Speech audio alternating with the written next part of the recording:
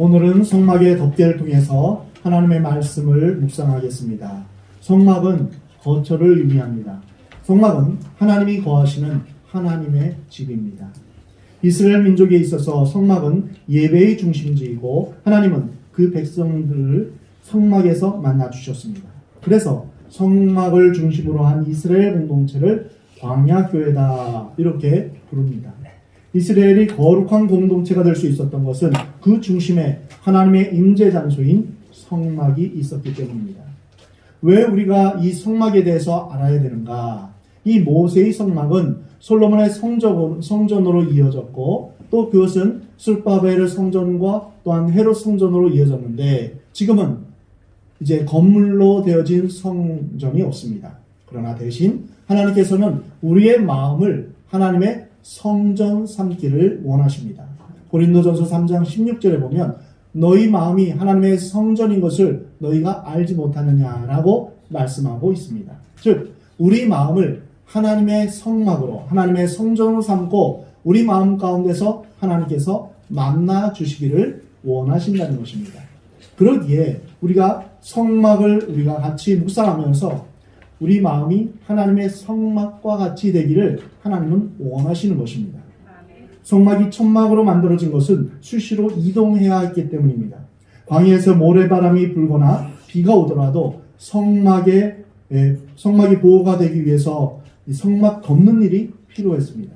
그래서 하나님께서 오늘 본문 말씀을 통해서 성막의 덮개에 대해서 모세에게 말씀하십니다. 성막의 덮개에는 4개가 있습니다. 첫 번째로 바깥 덮개입니다.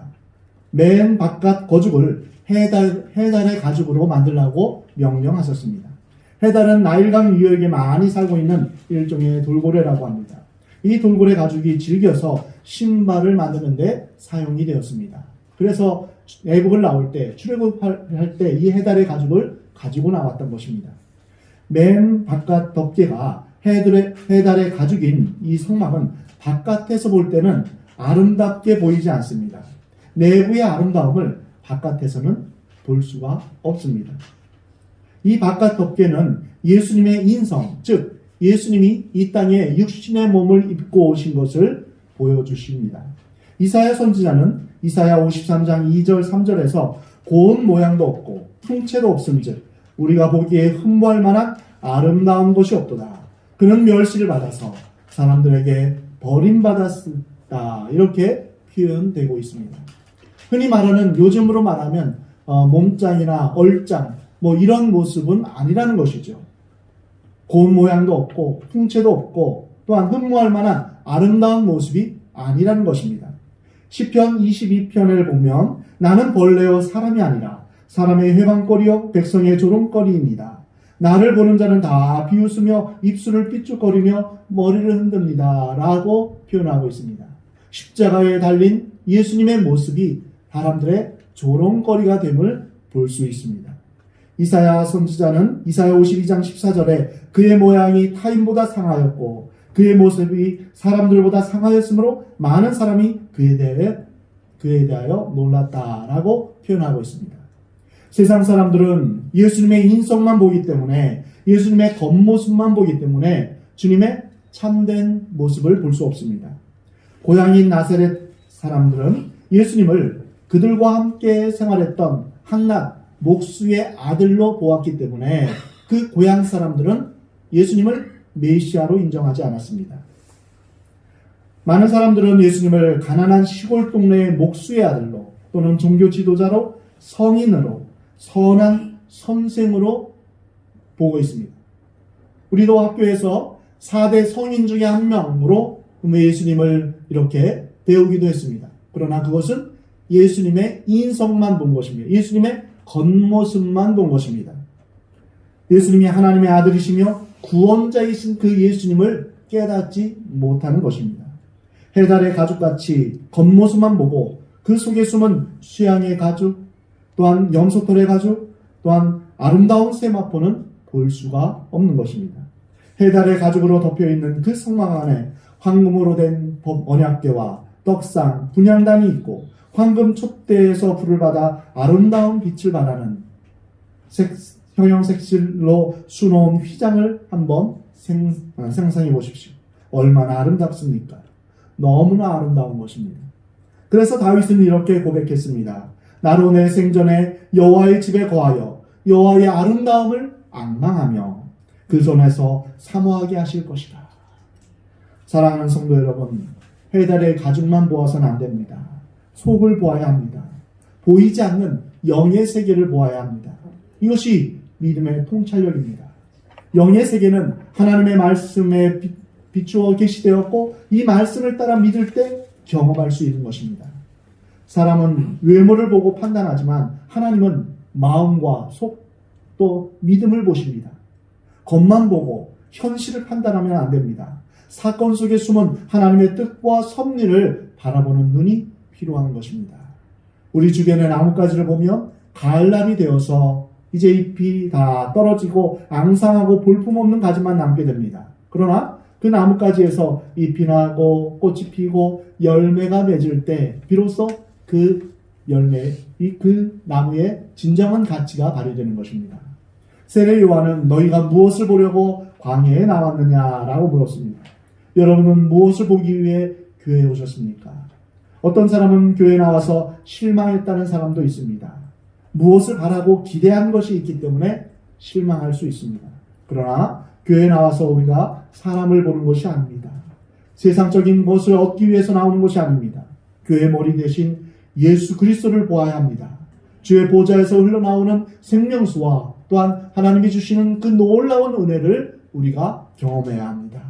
하나님의 말씀을 통해 역사하시는 성령님의 치유하심과 회복하심을 우리가 경험해야 합니다. 성도는 영적이어야 합니다.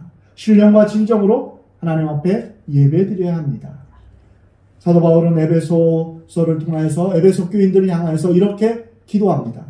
우리 주 예수 그리스도의 하나님, 영광의 아버지께서 지혜와 계시의 영을 너희에게 주사 하나님을 알게 하시고 너희 마음의 눈을 밝히사 그의 부르심의 소망이 무엇이며 그 기업의 영광의 풍성함이 무엇이며 그의 힘의 위력으로 역사하심을 따라 믿는 우리에게 베푸신 능력의 지극히 크심을 어떠한 것임을 너희로 알게 하시기를 원하노라.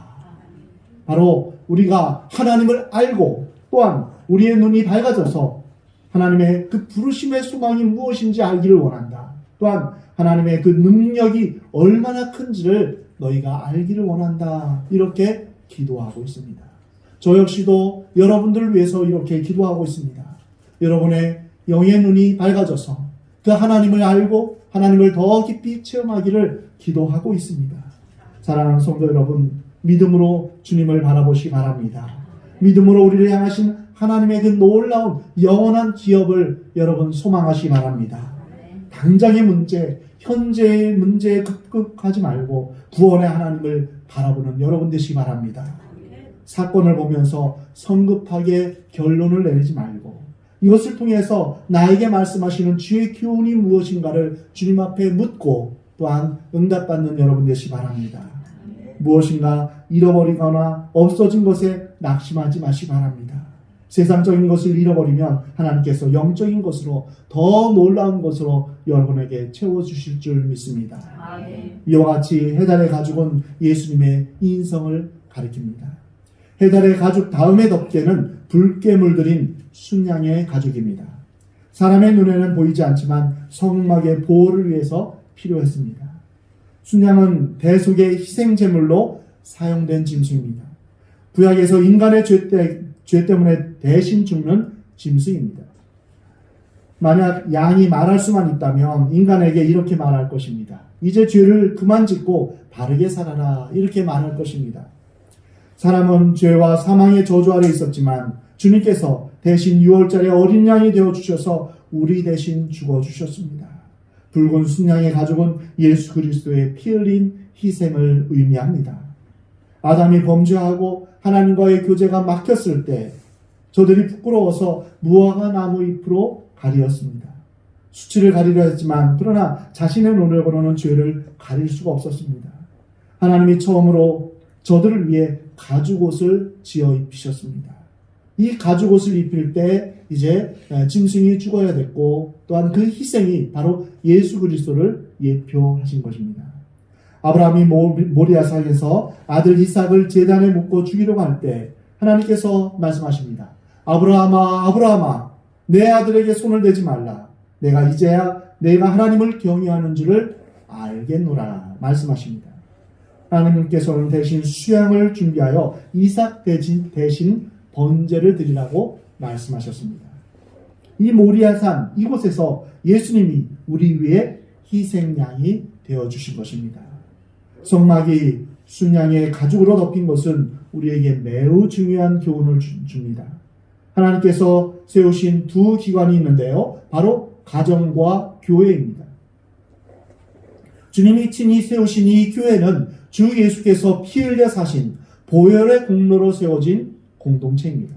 그러므로 이 교회는 이 세상 누구의 소유도 아닙니다. 누구도 빼앗아갈 수 없는 하나님의 백성들입니다. 보혈의 공로를 의지하고 믿음으로 지성소로 나아가는 자는 어린 양의 가죽에 붉게 물들인 그 가죽 덮개 아래 있기 때문에 하나님의 진노를 사지 않게 되는 것입니다. 그래서 하나님 앞에서 우리가 담대하게 하나님 앞에 나아갈 수 있게 되는 것입니다. 레위기 8장에 보면 제사장 의임식이 나오는데요. 여기에서 이 의임식에서 순양이 대신 죽임을 당합니다. 하나님 앞에서 죽음을 각오하는 헌신의 서약입니다.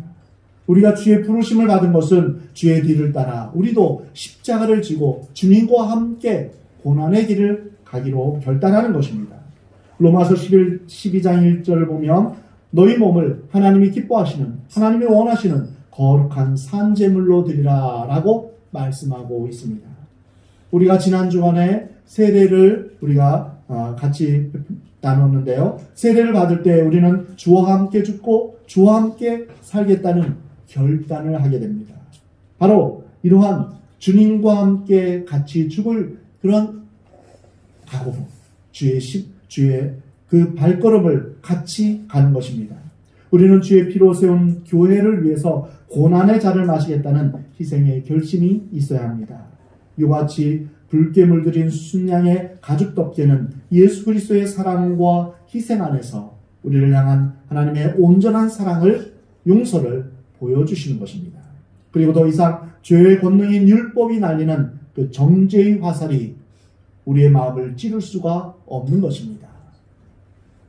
그 다음 덮개는 염소털입니다. 레위기 16장을 보면 대속죄일 7월 10일인데요. 대속죄일에 두 염소를 사용합니다. 한 염소는 번제단에서 잡고 그 피를 그곳에 쏟아 부었습니다. 온 인류의 모든 죄를 담당하신 예수 그리스도의 희생을 의미합니다. 다른 한 염소는 그 위에 손을 얹고 모든 죄를 염소에게 전가시킵니다. 그러면 백성의 죄가 염소에게 가고 백성들은 죄에서 깨끗해지는 것입니다. 이 염소를 광야에 내보내서 다시 돌아오지 못하게 합니다. 이로써 백성은 죄에서 깨끗하게 되는 것입니다. 염소가 돌아오지 않고 사라지듯 예수님에게 고백한 모든 죄는 모두 완전히 잊혀지게 된다는 의미입니다. 우리 예수님이 우리 죄를 담당하시고 용서하시는 화목제물이 되심으로 말미암아 우리의 죄가 동이 서에서 먼 것처럼 없어지겠다. 그렇게 말씀하고 있습니다. 이사야 선지자는 우리가 다 양 같아서 그릇 행하여 각기 제 길로 갔거늘 여호와께서 우리의 죄악을 그에게 담당시키셨도다 라고 말씀하십니다. 하나님이 죄를 알지도 못하신 이를 우리를 대신하여 죄로 삼으신 것은 우리로 하여금 그 안에서 하나님의 의가 되게 하려 하심이라 라고 말씀하고 있습니다. 예수님이 우리의 죄를 추악하고 더러운 그 저주 아래 있는 그 모든 죄를 다 가져가시고 대신 예수님의 의를 우리에게 주셨던 것입니다. 우리는 예수 그리스도의 피를 힘입어서 하나님 앞에 나아갈 수 있습니다. 이처럼 염소털 덮개는 우리가 하나님의 의 아래 덮여 있음을 보게 되는 것입니다. 교회는 주의 보혈로 뿌리고 바르고 덮음으로 말미암아 깨끗해짐을 받았습니다. 의롭다고 칭함을 받았습니다. 그래서 우리는 무엇보다도 죄를 멀리해야 됩니다. 살다 보면 죄를 지을 수도 있습니다. 그러나 죄를 쌓아두거나 죄 짓는 것을 좋아해서는 안 됩니다. 성도는 무엇보다도 거룩하기를 힘써야 됩니다. 깨끗하며 진실하게 살기를 힘써야 합니다. 우리 주의 보혈로 말미암아 우리가 깨끗하게 되었으니 진실하게 신실하게 살아가기를 우리가 힘써야 합니다. 정직하며 착한 양심을 갖기를 기도해야 됩니다. 주의 성령으로 말미암아 우리가 하나님 안에서 늘 정결하게 살기를 힘써야 됩니다. 양심이 무너지면 믿음도 무너집니다. 그래서 우리가 선한 양심을 가지기를, 주의 성령으로 말미암아 우리가 거룩한 그런 마음을 가지기를 우리가 기도해야 됩니다. 하나님 나라의 백성들을 무너뜨리는 마귀의 계략은 우리로 하여금 불순종하게 하여 주의 일을 게으르게 합니다. 그리고 예배를 드리는 것을 게으르게 합니다. 말씀을 보고 기도하는 것을 게으르게 합니다. 그래서 우리로 하여금 죄를 짓게 만듭니다. 그래서 우리가 하나님으로부터 멀어지게 하는 것, 이것이 마귀의 목적입니다. 우리가 하나님 나라의 백성으로 살기 위해서는 하나님 나라의 법을 지키며 살아가야 합니다. 그러기 위해서는 우리 안에 거하시는 주의 성령으로 말미암아 그 성령에게 순종하며 거룩하고 신실하며 의롭게 살아가기를 힘써야 할 것입니다. 우리의 능력이 아닌 성령의 능력으로 말미암아 우리가 살아가기를 주님 앞에 의탁하며 살아가야 됩니다. 성막의 네 번째 덮개는 가늘게 꼰 세마포입니다. 성막의 맨 안쪽 덮개입니다.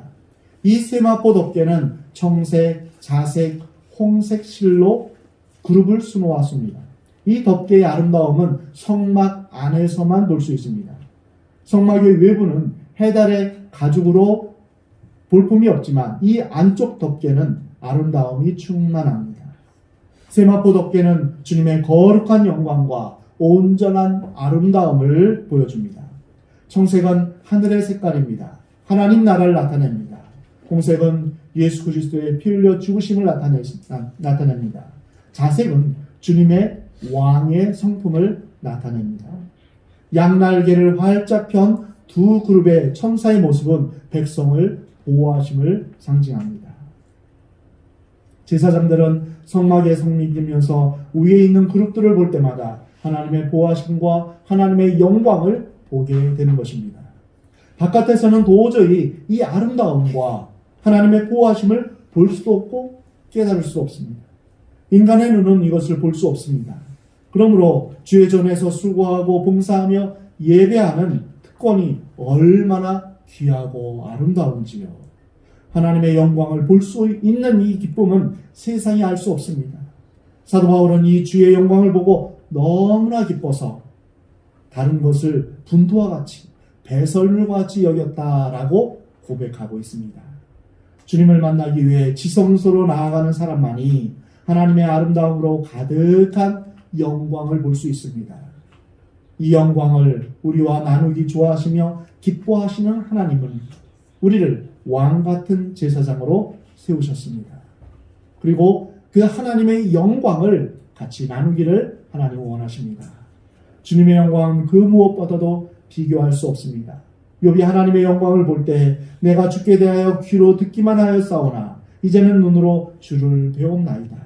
그러므로 내가 스스로 거두어 드리고 티끌과 제 가운데서 회개하나이다.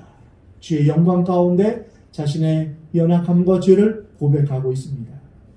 우리가 성막에 들어가기 위해서는 성막의 문이 되신 예수님을 통과해야 합니다.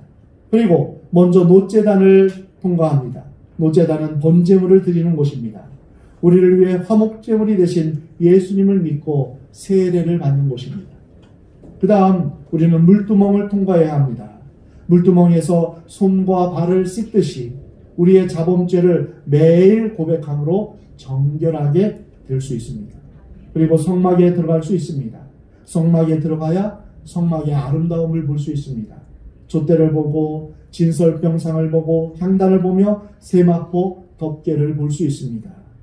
성막의 여러 덮개로 인하여서 바깥에서는 성막의 내부를 볼 수 없었던 것처럼 세상 사람들은 하늘의 영광스러운 세계를 볼 수 없습니다. 그러기에 신앙에 대해서, 교회에 대해서, 주의 일에 대해서 참여하는 것에 관심이 없습니다. 교회 가면 무엇이 좋단 말인가? 차라리 이 세상에서 우리가 놀고 먹고 우리가 즐기자 이렇게 생각합니다. 그 주님의 그 아름다움과 영광을 그들이 알 수가 없는 것입니다. 사랑하는 성도 여러분, 우리는 예수 그리스도의 겉모습만 보지 않습니다. 십자가가 왜 중요한지 우리는 그 의미를 알고 있습니다. 이제는 주의 정막에서 거룩한 제사장으로 영광의 주님을 바라보며 하나님을 찬양하는 삶을 살고 있습니다. 하나님의 은혜가, 하나님의 얼굴빛이 우리 위에 비추심을 여러분 경험하시기 바랍니다. 주님의 보호하심을 늘 여러분 체험하시기 바랍니다. 광야에서 바람이 몰아치고 비가 온다 할지라도 성막 안은 언제나 평화와 고요 그리고 밝음이 있듯이 예수 그리스도 안에서 주의 품에 거하는 여러분은 늘 주의 은혜와 하나님의 사랑이 충만히 임하기를 주의 이름으로 축원합니다. 성막 덮개의 총 길이는 18m이고 10개의 천을 50개의 고리와 금갈고리로 연결시켰습니다. 예수 그리스도와 함께 구속함을 받은 성도는 믿음과 사랑으로 서로 연결되어 있습니다. 에베소서 4장 3절을 보면 평안에 매는 줄로 성령으로 하나 되게 하신 것을 힘써 지키라 라고 말씀하고 있습니다. 우리 모든 하나님의 자녀, 하나님의 백성들은 서로 하나가 되었습니다. 예수 그리스도로 말미암아 하나 되었습니다. 성막의 덮개가 서로 떨어져 있으면 성막을 덮을 수 없듯이 성도들이 서로 분리되면 교회를 이루어 나갈 수 없습니다. 그래서 마귀의 전략은 서로가 반목하고 원수지게 하며 또한 서로 떨어지게 하는 그것을 마귀는 꿈꿉니다. 그러나 우리는 서로 하나 되기를 힘써야 합니다. 예수님은 요한복음 17장 11절에서 교회 성도들을 위해서 기도하십니다. 이 교회들을 하나님께서 지켜주시고 보존해 주시기를, 그리고 교회가 하나 되기를 기도하셨습니다. 함께하는 신앙, 이것이 귀합니다. 온 인류의 죄를 지고 온전한 속죄의 제사를 드린 십자가의 주님을 바라보며 우리 모두 함께 신앙의 길을 마지막까지 뚜벅뚜벅 걷는 저와 여러분이 되기를 원합니다. 어느 한 사람 낙오되는 사람 없이 주님의 그 영원한 나라에 함께 이 길을 걷기를 원합니다. 누가 한 사람 힘들면 같이 위로해주고 보듬어주며 일으켜 세워주며 서로 우리가 서로 하나 되어 또한 이 믿음의 길을 가기를 하나님은 원하십니다. 예수 그리스도의 보혈로 우리 주님이 주시는 의와 평강과 희락을 누리며 이 땅 가운데 하나님의 나라를, 하나님의 영광을, 하나님의 아름다움을 맛보며 살아가는 여러분이 되기를 하나님은 원하십니다. 하나님의 선하심을 맛보아하는 여러분 되기를 하나님은 원하십니다. 그리고 마지막 영원한 하나님 나라에서 새하늘과 새 땅 가운데서 이제 우리 주님과 영원히 함께하는 그러한 소망을 가지며 여러분 끝까지 믿음의 길을 걷는 우리 모두가 되기를 우리 주님은 원하십니다.